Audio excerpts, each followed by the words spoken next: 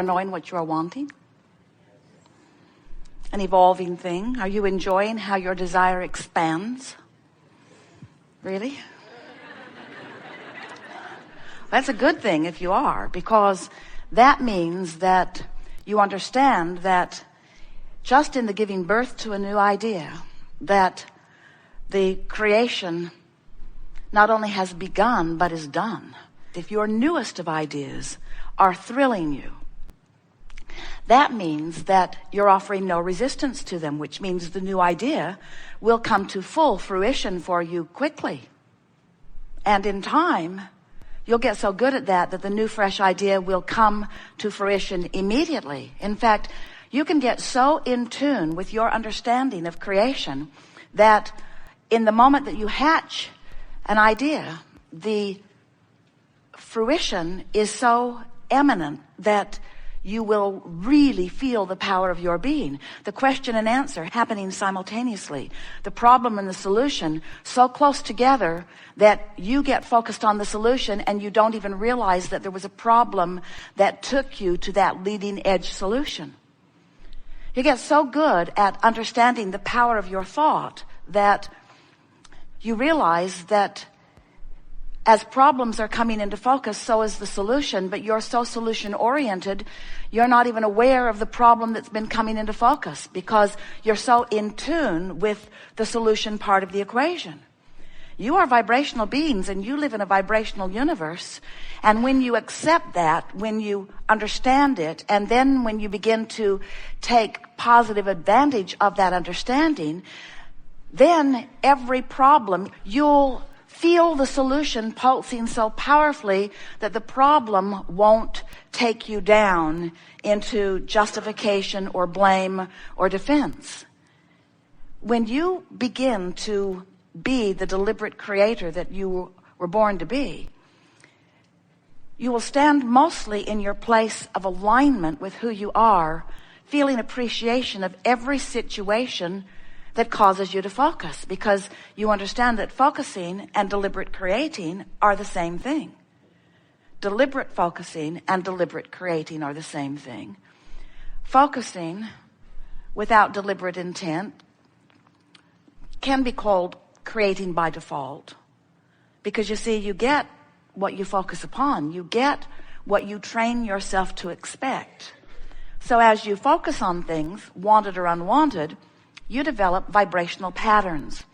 And the longer you focus, the easier it is to maintain that pattern until you develop what could be called a chronic pattern of focus or a chronic vibrational offering. That's really what a belief is. A belief is just a thought you keep focusing on. So once you develop this pattern of thought, which you could call a belief or an expectation means you've got a very well-established vibrational pattern, which means you've got a very well-established point of attraction, which means you're proving your belief to you over and over again. That's why it's so easy to believe it. It keeps happening. Esther will say, well, it's true. And we lovingly say, duh. Actually, Esther says, duh. But we send her the vibrational inclination to say it.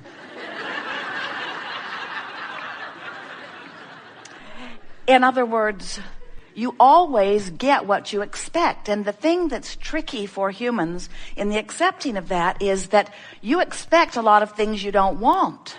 So then when we begin to talk about creation, you say, well, I wouldn't create that because I didn't want it. I would not do that to myself.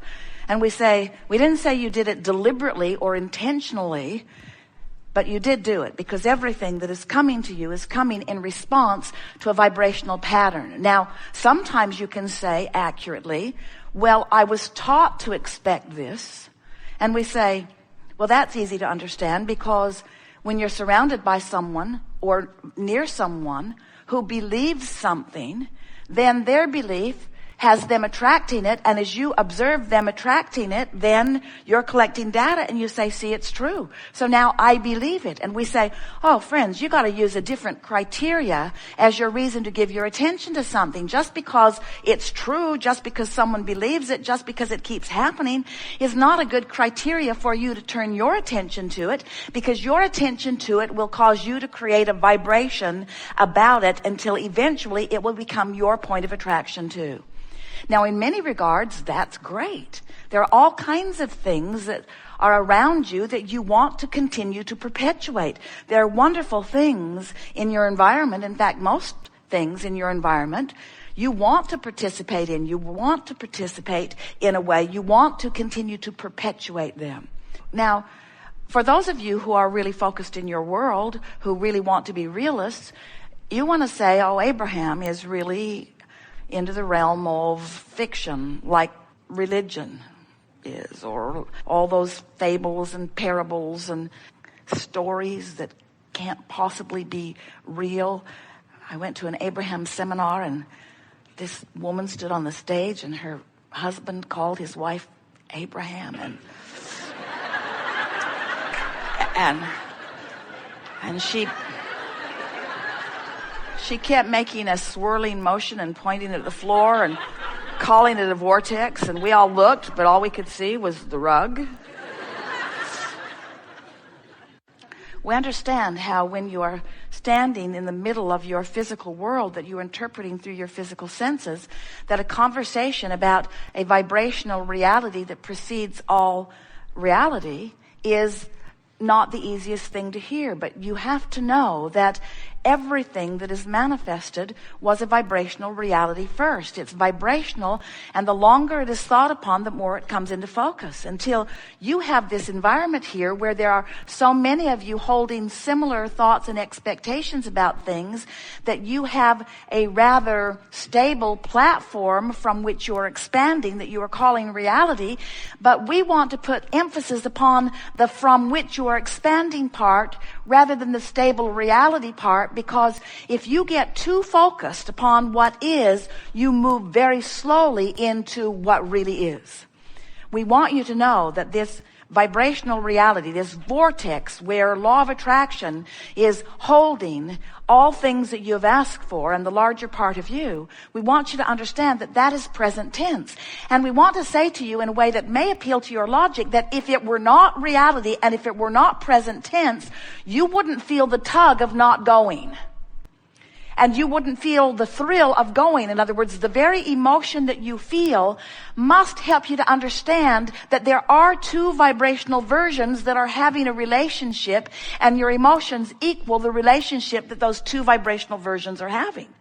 So when you have a feeling of dissatisfaction, what that means is your life in your physical human form has caused you to ask for something that you are not up to speed with. You're more of a vibrational match to the absence of it than you are the presence of it, but the other side of the wave is brought into focus when the other side of the wave is brought into focus. You get that?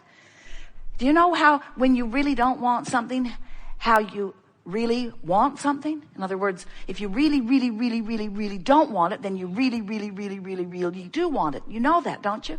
If someone you didn't know called you on the telephone and said, hello, you don't know me. I'm just calling to tell you I will never call you again. You would say, that will be all right with me. But if someone you really care about tells you that, it's not really all right with you. In other words, this other side of the wave, you get that. So when you know what you don't want, and therefore you offer this vibration of what you do want.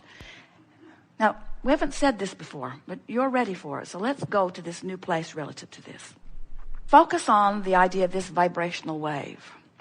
And start with the idea that as a problem is coming into focus, a solution is coming into focus too. In other words, that makes sense, doesn't it? Knowing what I don't want, knowing what I do want.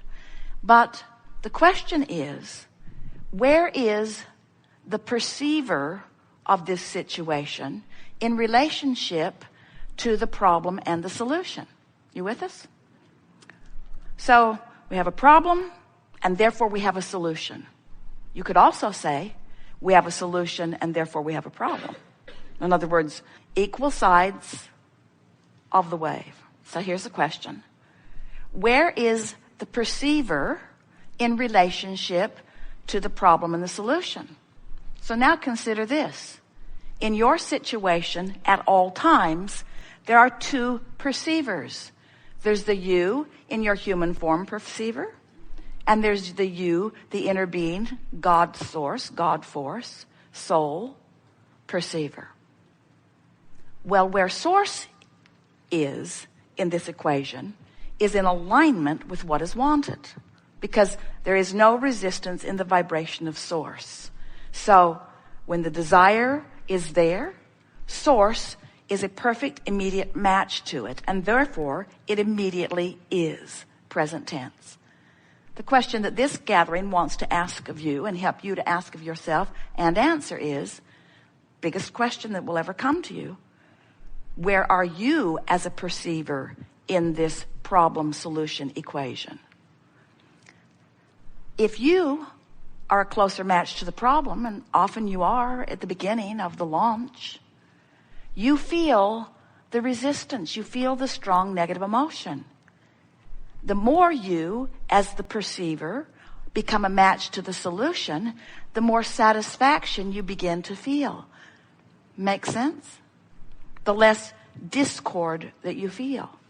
We've been saying this to you in a lot of different ways, but the thing that we so want you to get, leading edge rascals that you are, we want you to understand that as this problem is coming into focus, the solution is too, and you get to choose where in this span of probabilities or possibilities you're hanging around most. What are you practicing? So, as we've been talking about this vortex, we love this analogy because as you are knowing what you don't want and knowing what you do want and setting forth all of this, we've been saying for years that when you ask, it is given, and contrast causes you to ask. That's those rockets going forward. And we've been saying for years that when you ask, that source answers, and that's source becoming an immediate vibrational match because source has no resistance to what you've asked for. And then the third part of the three-step process is you have to become a match. You have to allow yourself to be vibrationally up to speed, which means to be vibrationally absent of resistance, in order to have the full manifestation of what you are wanting. So now, in this leading edge discussion that we were having just now, we're saying to you that when you're up to speed with who you are, you're in the vortex. And when you're in the vortex, the problem does not feel like a problem. And why does the problem not feel like a problem when you're in the vortex, even before the solution has completely manifest? Because when you're in the vortex and therefore up to speed with the solution and therefore up to speed with all that you are and therefore non-resistant to what you want, now you're in the place of allowing the manifestation. Now, humans have this habit, we love you very much, of not wanting to feel the success of something until it manifests. It's like, show me the money, then I'll be glad. Show me my lover, and then I'll be glad. Show me the evidence of good things, and then I'll be happy. So most people stand outside the vortex most of the time and let what's happening in their experience dictate where their vibration is. So you let reality train your vibration. Now we want to say reality is magnificent, the reality that you live, because it is the bouncing off place. It's what's putting all of this expansion over there. But you all are so over excited about perusing and documenting and discussing reality that you hold yourself for inordinate amounts of time in vibrational concert with, from our perspective, what was, instead of with what is. And the emotion that you feel is because you're not up to speed with who you are, with what is, with what is.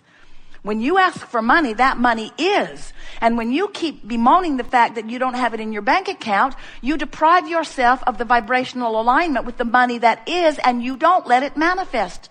And it would manifest. It would manifest fast if you'd stop doing that thing you're doing that is keeping you from the discovery of the path to the manifestation of the very thing that you're asking for.